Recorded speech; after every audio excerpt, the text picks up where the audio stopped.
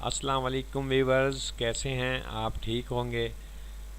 Please ناظرین، میرا channel health tips ضرور سبسکرائب کریں، شکریہ۔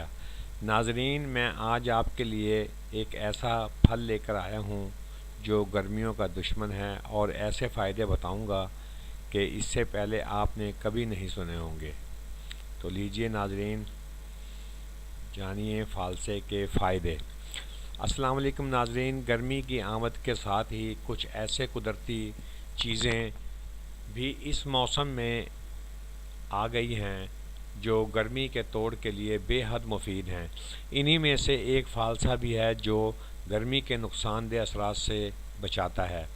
گرمی سے پریشان ہونے کی بجائے ہمیں اس سے بچاؤ کی تدابیر اختیار کرنی چاہیے۔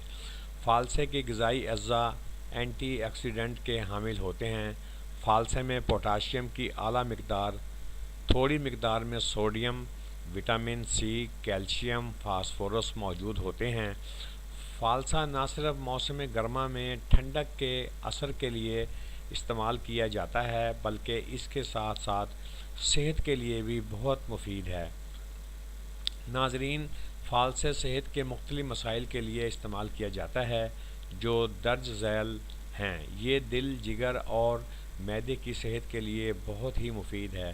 دل کی بیماری کے علاج میں پکے ہوئے فالسے کے رس میں پانی، سونٹھ اور چینی ملا کر پینا چاہیے۔